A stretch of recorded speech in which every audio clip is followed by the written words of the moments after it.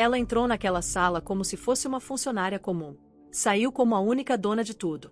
Mas o que ninguém sabe, o que os bastidores escondem com cuidado cirúrgico, é que a peça mais decisiva desse jogo foi colocada no tabuleiro muito antes dessa reunião. Um segredo guardado dentro de uma caixa. 300 milhões de razões para mudar tudo. E no final desse vídeo, eu vou te revelar o detalhe que ninguém percebeu, o momento exato em que o vilão perdeu a guerra sem nem saber. Fica até o fim.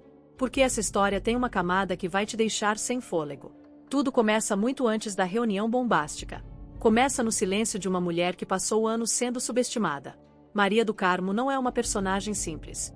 Ela é o produto de uma ferida antiga, de uma herança que foi negada, de uma posição que foi arrancada das mãos dela por pessoas que achavam que o poder era delas por direito. E quando você entende esse histórico, você entende por que cada passo dela nesse episódio não foi reação. Foi estratégia. Fria. Calculada. Executada com a precisão de quem esperou muito tempo pelo momento certo. A reunião secreta que ela marcou não foi um impulso.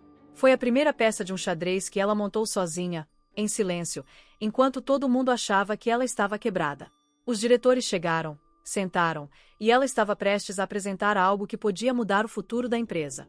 Mas aí o inesperado aconteceu. A porta se abriu. E com ela entrou o cinismo em forma de homem. Renato Maia. O arquiteto da destruição. Aquele sorriso de quem sabe que está invadindo um espaço que não é dele, mas que faz questão de agir como se fosse. Ele entrou com aquela desculpa ensaiada, aquele me desculpe pelo atraso que não era pedido de desculpa nenhum. Era uma declaração de poder. Era ele dizendo, sem dizer, eu estou em todo lugar. Você não escapa de mim. E logo depois dele, ela. A estrangeira que ocupa a cadeira de presidente como se tivesse nascido nela. Aquela pasta debaixo do braço. Aquele sorriso que não é alegria, é provocação. Ela se sentou na cadeira de Maria do Carmo com a naturalidade de quem acredita que tudo pertence a ela. E aí veio o golpe que fez o coração da nossa protagonista afundar. Porque enquanto Maria do Carmo abriu a bolsa e procurou seus papéis, eles não estavam lá. As ideias. O plano. O futuro que ela tinha construído palavra por palavra. Estavam todos ali, nas mãos da presidente, sendo lidos como se fossem dela. Esse momento específico, é o que define o caráter de uma vilã. Não é o crime grande e barulhento. É o pequeno roubo silencioso. É pegar o trabalho de alguém e apresentar com a sua voz, com a sua postura, com o seu nome. É apagar a origem de uma ideia e substituir pela própria face. Maria do Carmo se levantou. Tentou recuperar o que era seu. E foi chamada de sem classe por Renato. Pensa nisso. A mulher que criou o plano, que pesquisou, que sonhou com aquela solução, foi chamada de sem classe por tentar pegar de volta o que era dela. Essa é a gramática do poder corrupto. Inverter a culpa. Fazer a vítima parecer o agressor. Mas o universo tem um senso de justiça próprio. E nesse dia, ele veio na forma de 2 filhos que precisavam da mãe. Rafael e Ingrid entraram na sala, e a presidente, que podia aguentar qualquer coisa menos a pressão da família, saiu. A reunião acabou. Mas Maria do Carmo não acabou.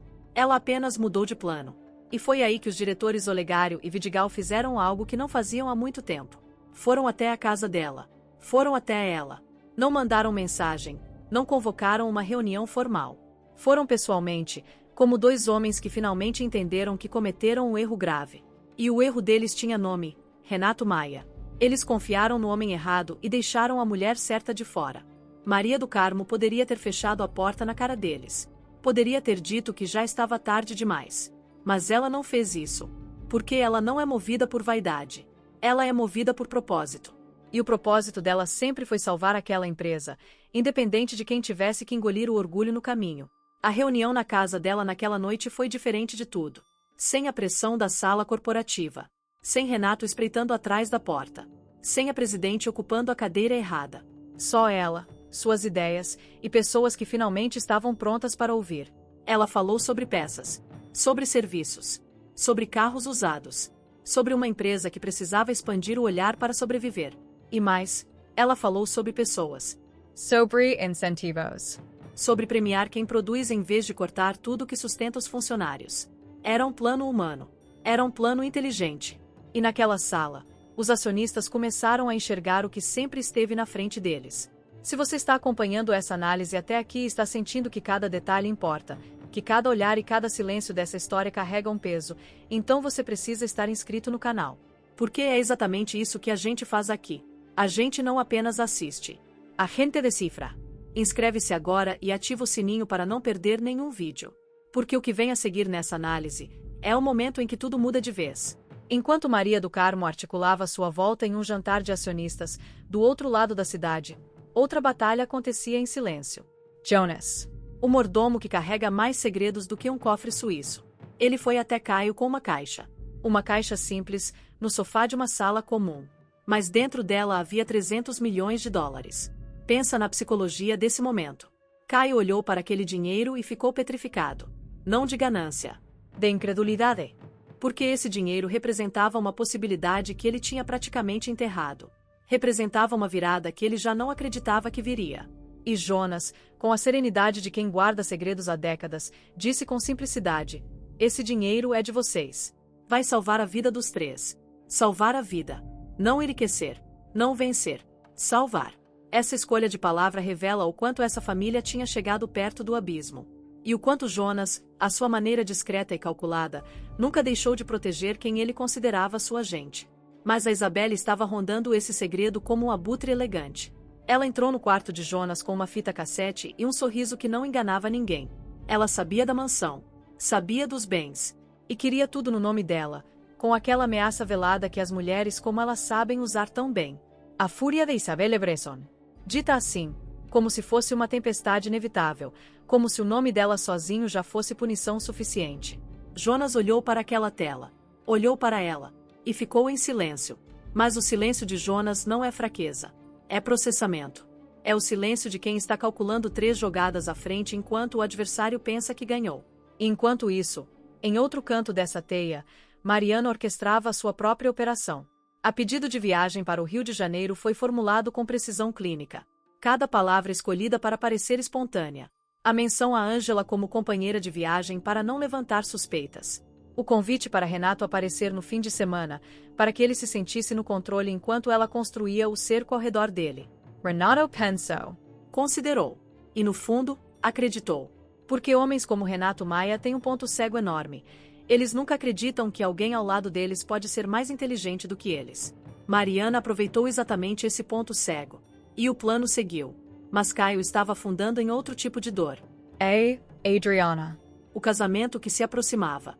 A certeza solitária de que ela estava se casando por dinheiro e não por amor. Ele disse uma coisa nesse episódio que ficou no ar como uma confissão muito mais funda do que pareceu na superfície.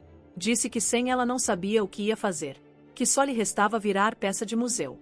Essa metáfora, uma peça de museu, é a imagem de alguém que se vê como obsoleto. Como algo que existiu para um mundo que não existe mais. É depressão disfarçada de humor. É dor embrulhada em ironia para não assustar quem está ouvindo. Mariana tentou ajudar.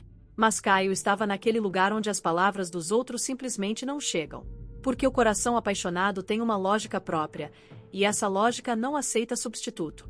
Enquanto ele afundava nessa fossa pessoal, a grande virada da empresa estava sendo costurada ao redor dele sem que ele percebesse completamente a dimensão do que estava para acontecer.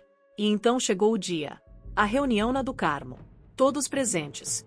Armênia na cabeceira. Renato ao lado, vibrando de uma raiva que já não conseguia esconder direito. E Maria do Carmo entrou. Não como uma funcionária. Não como uma diretora. Entrou como dona. Renato tentou atacar primeiro. Tentou usar a Armênia como escudo, instigando ela a demitir Maria do Carmo antes que fosse tarde. Era o desespero de quem sente o chão movendo embaixo dos pés mas ainda finge que está firme. E aí veio a frase. A frase que encerrou um capítulo inteiro de humilhação, de roubo, de manipulação, de poder mal usado. Maria do Carmo disse: eu não posso ser demitida. Porque entre todos aqui, eu sou a única que não pode ser demitida. Silêncio. O tipo de silêncio que antecede o fim de algo. E ela continuou. Falou da herança do pai. Falou do dinheiro. Falou das ações. Todas as ações. Absolutamente todas. A empresa inteira. Comprada em silêncio, enquanto todo mundo olhava para o outro lado. Esse é o detalhe que eu prometi no começo do vídeo. O detalhe que ninguém reparou. Enquanto Renato maquinava a falência, enquanto Armênia roubava ideias, enquanto os diretores hesitavam, Maria do Carmo usou cada segundo de invisibilidade que eles criaram para ela como proteção. Ela foi invisível de propósito. Para comprar tudo sem que ninguém percebesse. Renato ficou vermelho. Disse que era piada. Disse que era impossível. Disse que não ia ficar assim. Mas as palavras de um homem que perdeu o poder são vazias até para ele mesmo. E então Mariana entrou. E foi a segunda explosão. Ela nomeou os crimes. Disse em voz alta, na frente de todos, o que Renato tinha feito. Franklin. A confusão dentro da própria casa dela. A estratégia de levar a empresa à falência para se vingar de um morto, de um homem chamado Onofre que tinha um caso com a mãe dele. Uma vingança herdada. Uma raiva que não era nem dele, que vinha de uma dor que ele recebeu de presente sem pedir. Isso é o que torna Renato Maia um vilão tão perturbador de analisar. Ele não é mau por prazer. Ele é mau por ferida. A maldade dele é a extensão de um trauma que nunca foi tratado, de uma raiva que nunca teve nome certo, de uma herança emocional tóxica que ele carregou e distribuiu para todo mundo ao redor. Isso não o absolve. Mas explica. E entender o vilão é a única forma de não criar outro igual. Os policiais entraram. Renato fugiu correndo. E a sala aplaudiu. Aquele aplauso não era só para Maria do Carmo. Era para tudo que ela representava. Era o som de pessoas que finalmente enxergaram o que tinham diante delas o tempo todo. Agora, o que vem depois? 3 cenários são possíveis, e cada um deles muda tudo. O primeiro, Renato é preso, mas não antes de acionar algum plano de contingência que ele preparou justamente para esse momento. Homens como ele não chegam ao fim sem o último recurso escondido. Pode ser um documento, pode ser uma pessoa, pode ser uma informação que ele guardou como seguro de vida. A fuga apressada pode ser o início de algo ainda mais perigoso. O segundo, Isabelle, com o vídeo da mansão nas mãos, decide jogar sua carta sozinha. Sem Jonas como aliado, ela pode tentar expor o segredo dos 300 milhões publicamente, o que colocaria a família de Maria do Carmo em uma posição vulnerável exatamente quando tudo parecia resolvido. O dinheiro que salvou pode se tornar o alvo que destrói. O terceiro, Caio. A fossa em que ele está não é só emocional, é estratégica. Um homem apaixonado que não tem mais nada a perder é imprevisível. E se ele decidir interferir no casamento da Adriana de uma forma que ninguém esperava, o caos que se segue pode atingir pessoas que ele queria proteger. O poder nunca muda de mãos de vez. Ele escorrega. Lentamente. Pelos cantos. E sempre, sempre, deixa alguém para trás que não aceita ter perdido. Maria do Carmo ganhou a batalha mais visível. Mas a guerra ainda tem capítulos. E o silêncio de Jonas, naquela sala, com a Isabelle na frente e os 300 milhões no cofre. Esse silêncio ainda não terminou de falar.